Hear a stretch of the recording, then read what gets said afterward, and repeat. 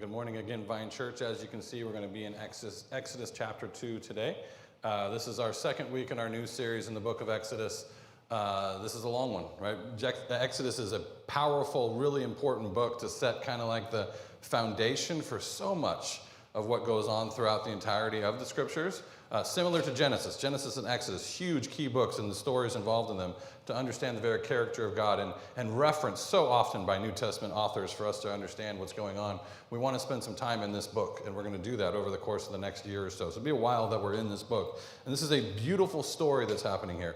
The word Exodus is the idea of God exiting his people, exodus of the Israelites from Egypt. This is the big idea. They find themselves in Egypt under oppression and slavery, violence, death, murder. They find themselves in that situation, and God's going to give them a rescue or a help or a deliverance from that. That's the first half of the book. The second half of the book is all about the base of Mount Sinai and them establishing or reestablishing the covenant with God and reaffirming what that looks like for future generations. So you got kind of these two big things that are happening in the book of Exodus. This first one, of course, being his people are trapped. We saw that last week, right? The picture was they went down into Egypt for rescue.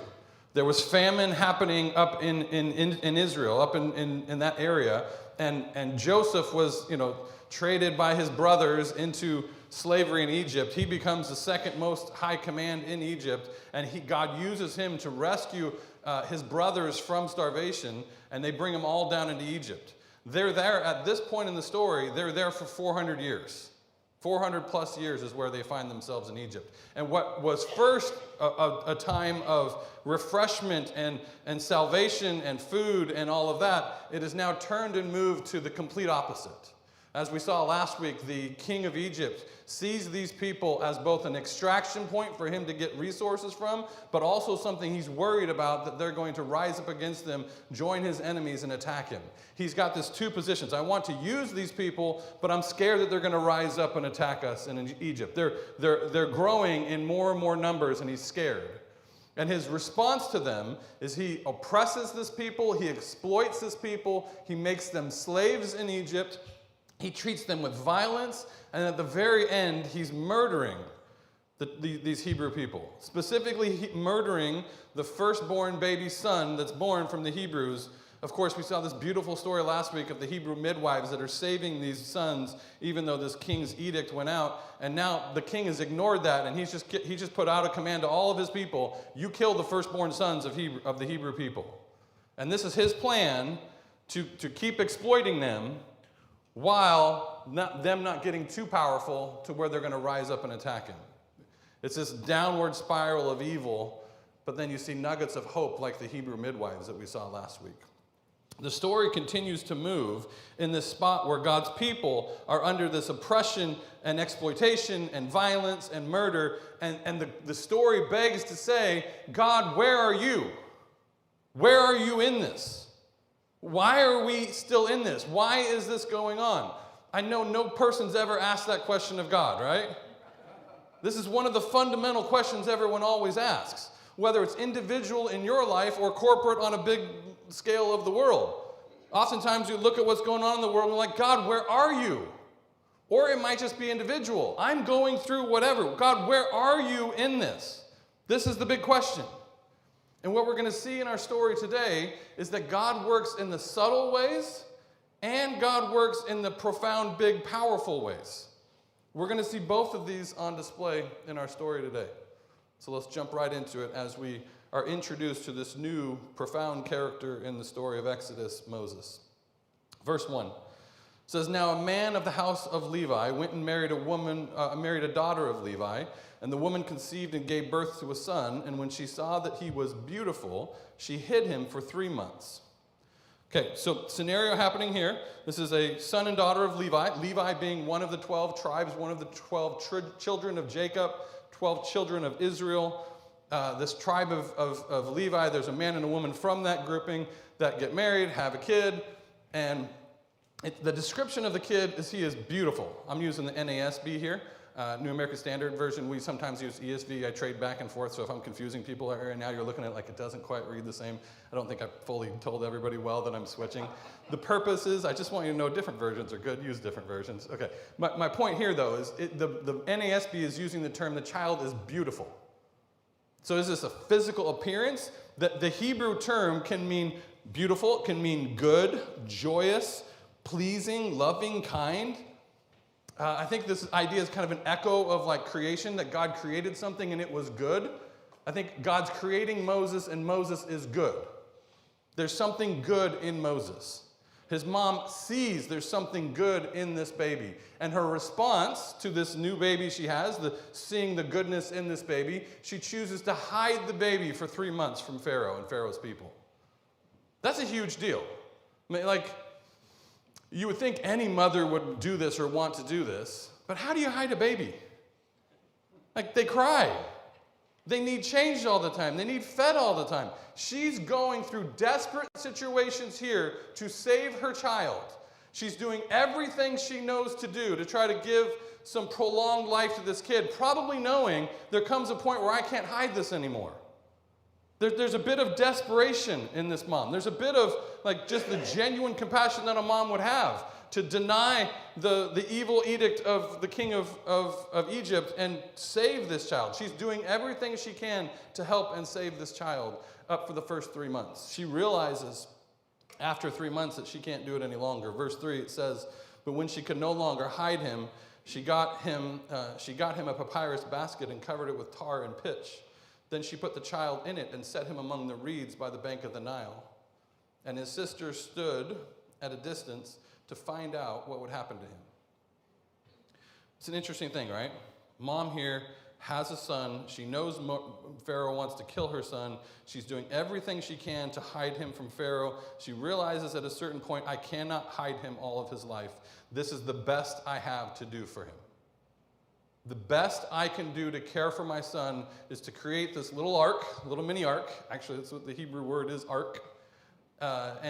She's going to put her son in this thing, and she's going to tuck him amongst the reeds of the Nile River. It's not like whatever Disney movie you saw where it's floating down the river, right? There's no floating happening here. She's just tucking him in the reeds on the side of the Nile River. My assumption is, the story doesn't tell us, but they're going to see the next story as Pharaoh's daughter comes by.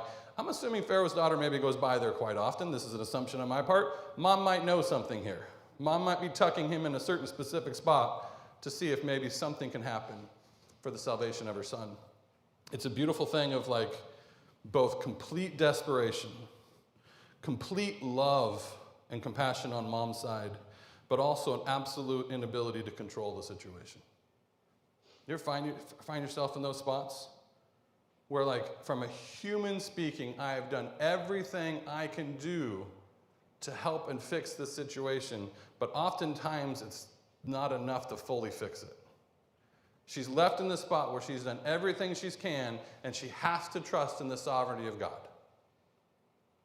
She has to trust that something miraculous is going to take place in the scenario. And just to make sure what happens, we've tucked away sister over here to watch what's going on. So Moses' older sister is kind of off in the distance watching what's about to happen. Beautiful picture, though, of mom doing everything she can and forced, after her action, to trust in the providence of God.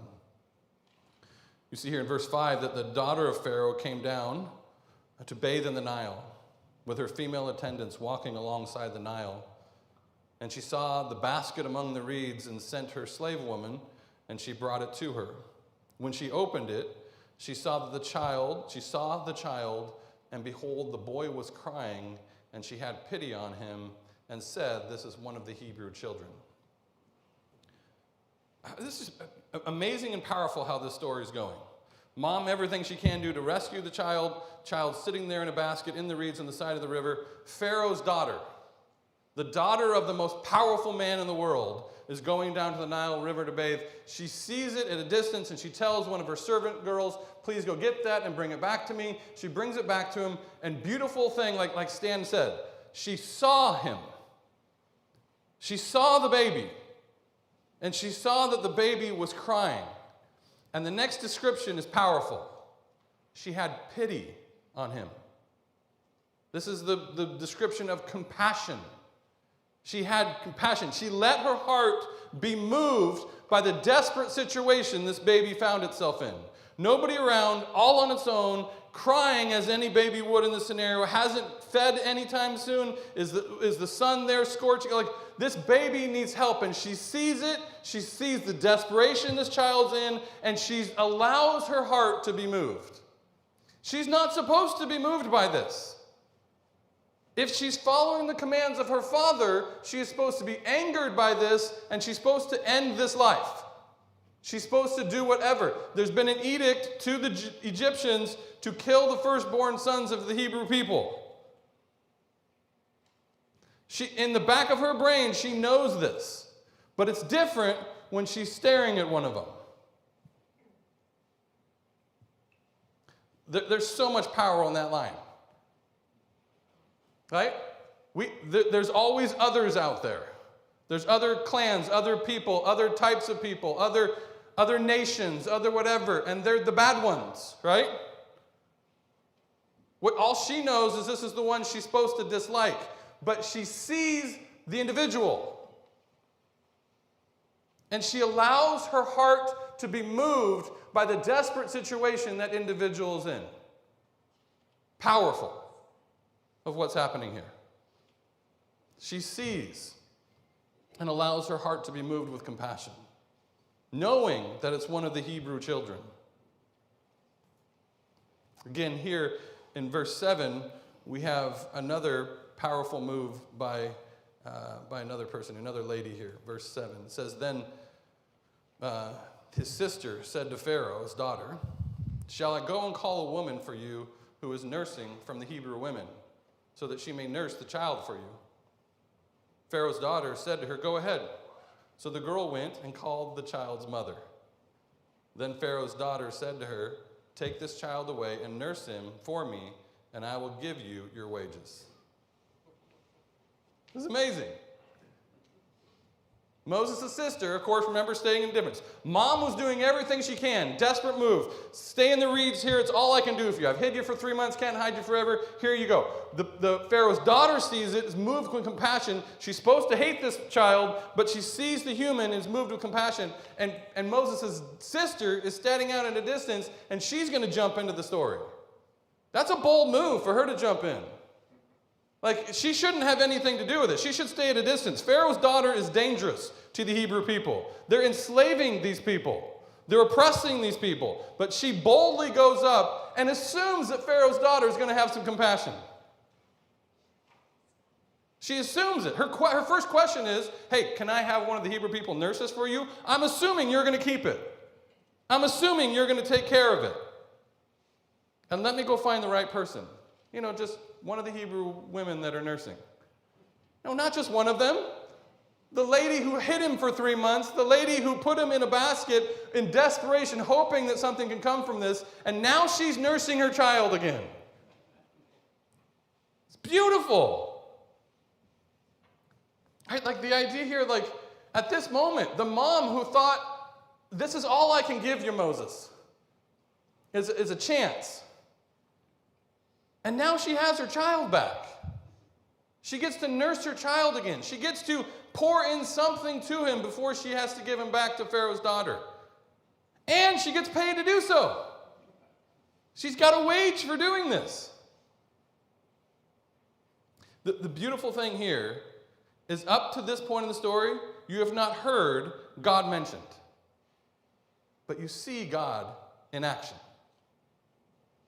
Right? The whole idea of this is people are enslaved and you're wondering, God, where are you? In subtle ways, God is moving. In the powerful act of these 3 women, God is moving. So far, if we're taking a score of who's got godly actions, women are just crossing off all the boxes in Exodus. The 2 Hebrew midwives, the mother of Moses, the sister of Moses, the Pharaoh's daughter, they're nailing it. The Egyptian woman who's not supposed to show compassion, not supposed to be, is showing the character of God in her compassion. And you subtly see the powerful working of God to bring about rescue for the rescuer. Moses is the rescuer. Let me just take this a little bit further here, right? So Moses' mom now got the child. She's taking care of him. But this is a hard thing because there's going to come a point where she's going to have to give the child back. So there's a bit of a wrestle there too. She has saved his life, and she gets to have more time with him and a wage, but she's going to have to give him back. So verse 10, the child grew up, and she brought him to Pharaoh's daughter, and he became her son. That's got to be a hard moment for Moses' mom, but also beautiful in the fact that she saved her son's life. And she said she named him Moses' daughter, Pharaoh's daughter, named him Moses, and said, because I drew you out of the water. This is powerful, right? The name she gives him means I drew you out of the water. To draw out is what it means.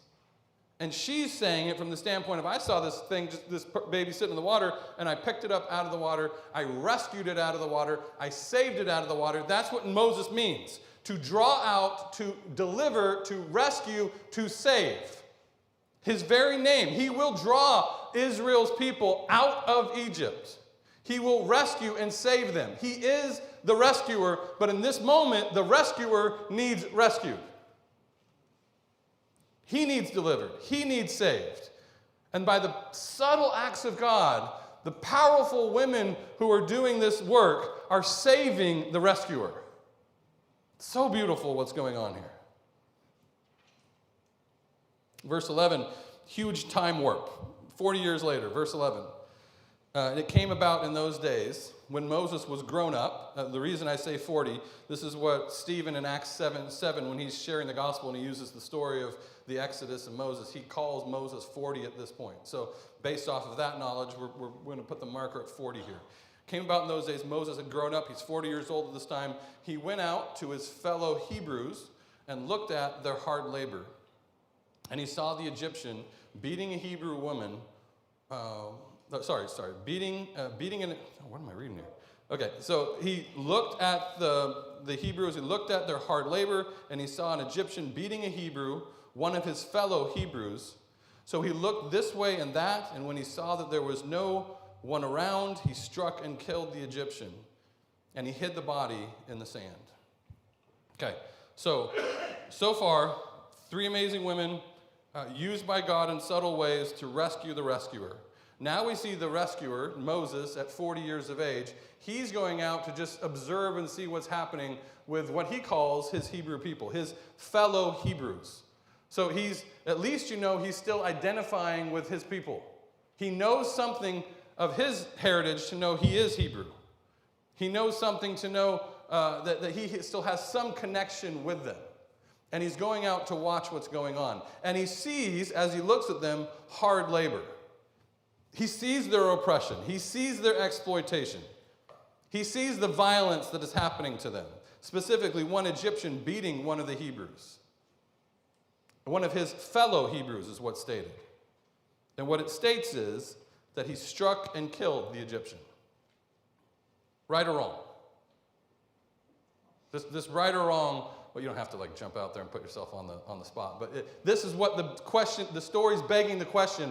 Is this good or not good? I mean, he's using the same verbiage that Pharaoh's daughter did. Pharaoh's daughter saw the child and rescued the child. Moses is looking at the oppression of his people. He's seeing it. He's noticing the oppression that's happening to his people, and it's doing something in him to make him want to stop this oppression, to defend what he says are his Hebrew people. He wants to jump in. He sees it. He sees the evil that's happening, and he wants to jump in and do something about it. He goes to the point of killing the man who is expressing violence to the Hebrew person. He kills the Egyptian. I was doing a little research on this, right? It's a weird, my first reaction is without a doubt, he has good intentions, but went too far, he did something evil. That's my first response. Then I study a little bit more and realize some of the pillars of the faith kind of argue over this. Specifically, I think Calvin and Augustine were arguing, different time periods, but they have different takes on this. Calvin's take is he was doing the right thing. He had the power of God. He was doing under the hand of God to do the right thing here. It's a strong one to take. And then Augustine was making more like, no, clearly he did the wrong. Let me just leave it there for a minute. We'll walk through the story a bit, but we're going to try to answer this question a bit as we're going through this. So the next part of the story is it says that, verse 13, now he went on the next day, and behold, 2 Hebrews were fighting with each other. And he said to the offender, why are you striking your companion? The offender responds and says, but he said, who made you ruler and a judge over us? Do you intend to kill me as you killed the Egyptian? And Moses is afraid and said, surely this matter has become known. Okay, so story here, Moses, seeing the oppressed Hebrew, kills the Egyptian who's doing the violence. Next day he goes out and he sees 2 of the Hebrews fighting with each other. It's almost like, okay, I can understand that the Egyptians that hate the Hebrews are treating them with violence, but why are you treating each other with violence? You're the same people group. Like, why are you inflicting violence on one another is his question. And their response to him is, saw you do it yesterday. You treated this guy with violence and killed him. Are you going to kill me now? There's a lot of violence and killing happening in this part of the story. From all parties. From the Egyptian to the Hebrew, from the Hebrew to the Hebrew, from Moses to the Egyptian. And their question to him, which is a really important question, is, who made you ruler and judge over us?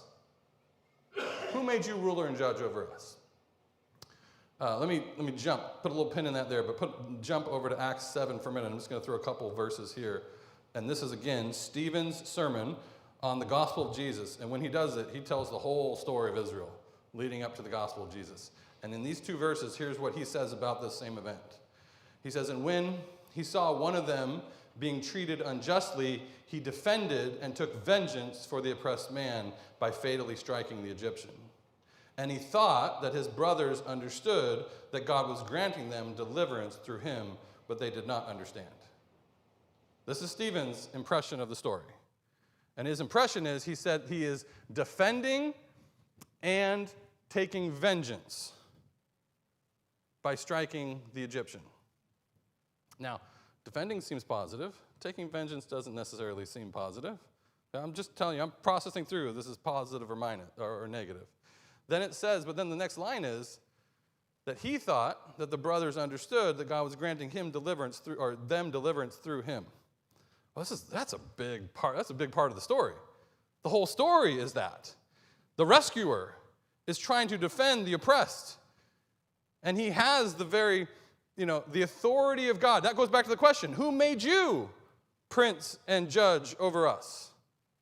Well, if you follow the story out, which we're going to go, he does kind of become the mediator between this people and God. He does become the lawgiver who gives them the structure. He does become the ruler of these people for this time period. So they're asking him, who made you ruler and king? Essentially, God did. Do they know that? No. Does Moses know that? I don't think so. I don't think either of them know that. They don't understand how poignant the question is they're asking. This is the reason probably why Calvin got to this point of saying, well, yeah, clearly a person should not be using violence. If you see oppression, and this is what the story is kind of saying, like if the Egyptian is oppressing the Hebrew, if the Hebrew is oppressing the Hebrew, if Moses is oppressing the Egyptian, all of it's wrong. The violence is wrong. The murder and killing is wrong. The question here, though, does God have the ability to judge his people and defend his people? Does God have the ability to defend the oppressed, and by doing so, judge people who are doing the oppression? God does have the ability to do that. We'll see that fleshed out through the entirety of the story. But what we're seeing here is God is going to use Moses to do this. And in some sense, Moses has been given that power from God, but he doesn't know it yet. And the Hebrew people need to trust that God has given him this power, and they don't know it yet. That's a little foreshadowing for next week's story, where Moses is like, hey, I'm supposed to go back and tell them who sent me. How do they know to trust me? Tell them I am sent you. It's a still thing. If I got this commission from God, how are they going to trust that I have this commission from God? It's little nuggets are starting here, but I don't think either know. This is why I'm more on the Augustine side of things, and specifically I'll tell you why. Moses, when he kills the guy, what's he do first? He looks around to see if anybody's watching. And then after he kills the guy, what does he do?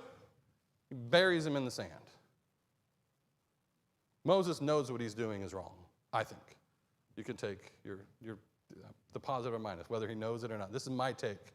I do think that God is working to make the rescuer, and he's working to make the Hebrew people understand that he's the rescuer, but at this point, they don't understand it. He doesn't understand it. What he does understand is that he is, rightly offended by the oppression that's happening to his people, rightly wanting to defend them, wrongly taking this into his own hands and killing the man so no one can see and burying him under the sand.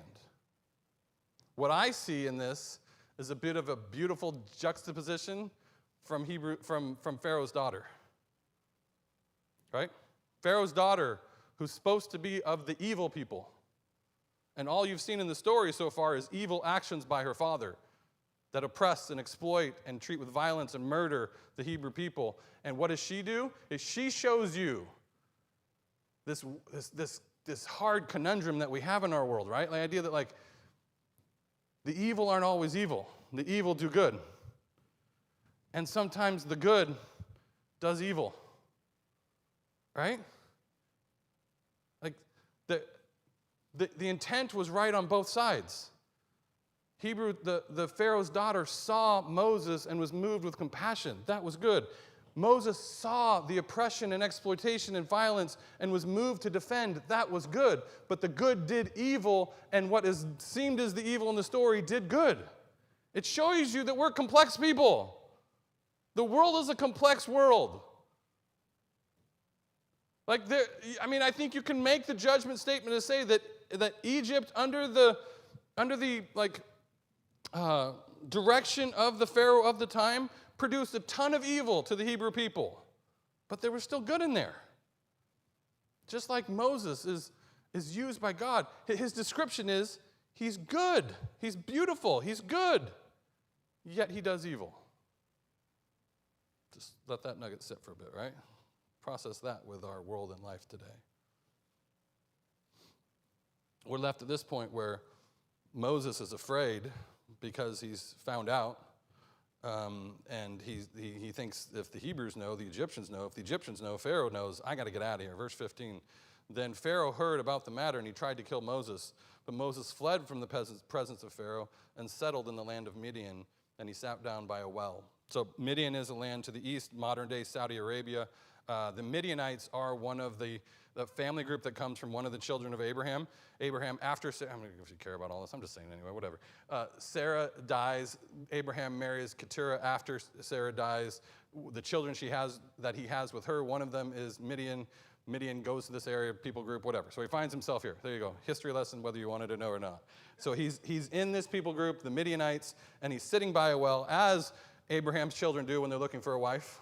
This is what Isaac did. This is where Jacob found his wife. The well is where you find a wife back in that day. So if you're a guy looking for, I don't know what still works today, but that's what they did back then. Verse 16, then the priest of the Midians had 7 daughters, and they came to draw water and fill their troughs and to water their father's flock. Then the shepherd came down and drove them away, but Moses stood up and helped them and watered the flock. When they came, and their father Ruel, which is 2 names, you'll see later, he's also Jethro. He said, why have you come back so soon today? And they said, an Egyptian saved us from the shepherds. And what is more, he even drew water for us and watered the flock. And he said to his daughters, where is he then? Why is it that you have left him, the man, behind? Invite him and have something to eat. And Moses was willing to live with the man. And he gave his daughter Zipporah to Moses, and she gave birth to a son, and they named him Gershom, for he said, I have been a stranger in a foreign land.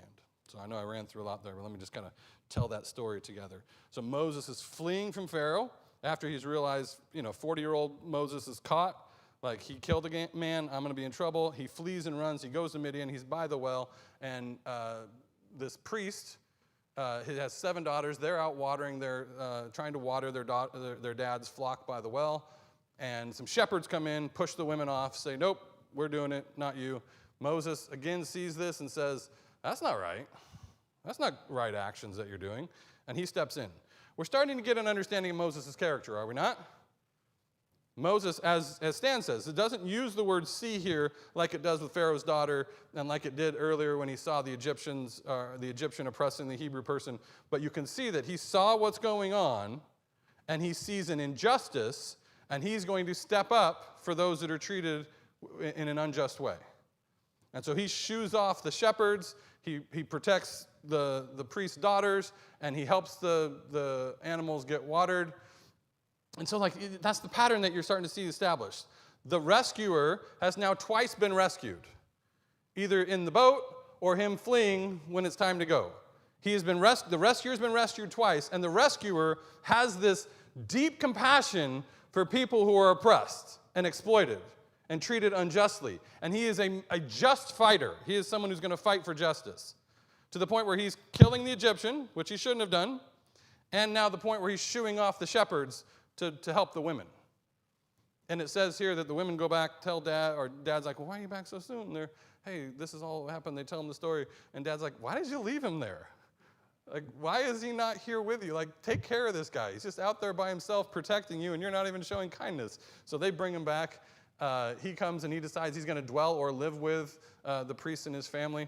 And it says, this is passing so much time, but he lives with the family. He ends up marrying Zipporah, one of the priest's daughters, and they have a child together. That child is named Gershom, and the idea there, the name means I become a stranger in a foreign land. He is no longer with his Egyptian people. He is no longer with his Hebrew people. He is out on his own. He is, and it's such a beautiful picture too. What are his people at this time? The Hebrew people are not in their place. They're in Egypt, sojourning in a land that is not their own. The picture of all this happening together. Okay, multiple stories at play here. All these have to do with rescuing the rescuer. All of them have to do with seeing the character of Moses, in which he's going to fight for the oppressed and those that are treated with injustice. But you also see this mega theme where both Pharaoh's daughter and Moses twice see the evil in front of them. They see the humanity of the child, the baby, and they're going to act with compassion and defense to care for those that have no one there to care for them. And then we see God finally show up in the story. So far we've seen him subtly, and now we see him more directly in these last few verses. It says here in verse 23, now it came about in the course of those many days that the king of Egypt died, and the sons of Israel groaned because of their bondage, and they cried out, and their cry for help because of their bondage ascended to God. So you see a change is happening here in the Hebrew people. The oppression that they've been under, the exploitation, the violence, the murder that they've been under for hundreds of years, finally boils up to a point where they are desperate. They are mourning and crying and groaning. They are calling out to God, begging for help at this point. Again, have we been there? Have we been there where we're just desperate and we've done, like Moses' mom, everything we can do, and it's outside of our control, and we're going through it, and we're just begging, God, show up. Show up and do something here. The beauty of this so far is God's been all woven through this, even though he hasn't been said. He's subtly working through the actions of other people. He's working through Moses' mom. He's working through Pharaoh's daughter. He's working through Moses' sister. He's working through Moses. He's working through all of these things in subtle ways. But the question here is, it's enough. We can't have the subtle anymore. We need you to come back and act powerfully in this moment. And here's how God responds to this. Verse 24 says, God heard their groanings. God remembered his covenant with Abraham, Isaac, and Jacob. God saw the sons of Israel, and God took notice of them. 4 things. He heard, he remembered, he saw, and he took notice, or knew them. He heard, remembered, saw, and knew. Specifically key in on one of those, and I think 3 of them kind of go the knew and the heard. They go connected to this idea of the one that we've already seen powerfully throughout the story. He saw them. Remember? Pharaoh's daughter saw the desperation of this baby, saw its humanity, and was moved with compassion. God sees, and he's moved with compassion. Moses sees the oppression of his people, and his desire is to defend. God sees the oppression of his people, and God wants to defend. God is going to bring about justice in this scenario. He heard, he saw, he knew them. And then you have this line that seems a little odd. God remembered his covenant with Abraham, Isaac, and Jacob. Does God forget? Has he forgotten this? Has he forgotten them for 400 years? I mean, he's still working in them in the subtle ways. The point here, though, is the scenario gets to a point of overflow, of groaning, of mourning, that the people are finally calling out to God. When it says that he remembered, this is a line that you will see multiple times in Genesis. This is not connected to God's forgetfulness. This is connected to when God is about to powerfully act. His remembering is like, okay, it's time. No more subtlety. I'm going to do something in a profound and powerful way to deal with this. And what seems like he's just waking up at this moment, clearly not. He's bringing about the rescuer. He's preparing the rescuer. He's preparing the Hebrew people to accept the rescuer. He's been working all along. And he's been moving this thing all along to a point where he is going to powerfully work in this scenario to bring about everything we've seen here. Seeing and having compassion, as Pharaoh's daughter did. Seeing the oppression and wanting to defend and seek justice. God is going to do all of those things for his people. So how do we pull all of this together? There's so many different moving parts in these few stories that are highly connected together. You see this introduction of Moses, the deliverer who needs delivered. You see God acting in subtle ways through the powerful work of these three women, Pharaoh's daughter, Moses' sister, and Moses' mom. It says that Moses is going to draw God's people out. The idea that there is complexity. The supposedly evil does good. The good does evil. The complexity of that. You see the identity issues. Moses trying to understand who he is, and the Hebrew people trying to understand who he is. You see in Moses the very character of God where he wants to fight the oppressed and stand up for justice. And we see in God a point when the Hebrew people are crying out, a moment where God hears, remembers, sees, and takes notice and is about to act. He sees as Pharaoh's daughter saw with compassion. He sees as Moses saw with defense and justice. He will show concern. He is about to act in a powerful and profound ways. That does not mean that he hasn't been acting in subtle ways all along. It's a beautiful picture for us to be reminded of who our God is and how he acts. God sees. God sees with compassion. He sees with the defense of the defenseless. God sees that, and God is always working in subtle ways to deal with those things. He's always working by using other humans to step in. People you might think would do it and people you might think wouldn't do it. God's using those scenarios in subtle ways. And there's times where God powerfully jumps in and acts. All of this is a precursor and foreshadow to the activity of God in the person and work of Jesus Christ. The one who fled his murder at his birth into Egypt as Herod's trying to kill all the firstborn of the Hebrew people again. A man who sees with compassion the oppression that's going on around him. A man who seeks out to defend the defenseless. And a man who is ultimately seeking to rescue all of us through the cross of Jesus Christ. This is the character of God. This has always been the character of God. And the story of Moses is showing you a profound moment that's going to lead to an even more profound moment that shakes and changes the entire world. God has acted in the most powerful and profound way he ever could act in the sending of his son, the son giving his life so that you and I can be freed from our oppression and injustice of others and the oppression and injustice that has happened to us. Our sin and the sins of others we could be freed from by the cross of Jesus Christ. We can be restored to the relationship with our Creator through the relationship with Jesus Christ. And Moses is just God doing that in one precursor before the big one at the end. So, a lot in this story. I don't know exactly what God has for you in all of this, but I trust that He does. Because I know the Holy Spirit of God is in your heart, just like He was in the writing of these words, and He will connect the points that He needs to connect with you today. So let's go ahead and pray and ask God to do that. Father, thank you for the power of the story. Lord, thank you for you being a God of compassion, for being a God to defend the defenseless, to be a God that wants to rescue your people. Thank you for, Lord, how you do it in subtle ways. Thank you for the godly people that show godly actions, even if they're not like people that fully know you and walk with you, but they present and show your character. Thank you for you working powerfully in those ways. Lord, I feel it at times, like all of us feel it, that, Lord, sometimes our world looks like, where are you? Or my life looks like, where are you? And sometimes there's that call of, where are you at in this? Lord, help me to be reminded that you do work in those subtle ways, that you are constantly at work, that you are working through other people in my life, that you are working in my life to be that other person for somebody else.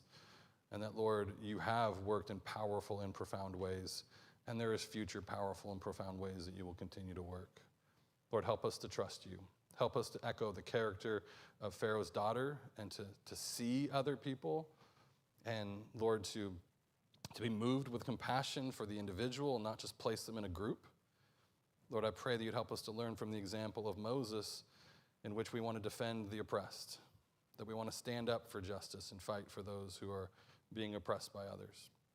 Lord, all of that, trusting in you, the greater God, like as Moses' mom did. We do all that we can, but, Lord, so much of it's outside of our control. And in that, Lord, we leave it to the sovereign hand of you, our God. So, Lord, move in your people today. Be glorified in your church. We pray this in Jesus' name. Amen.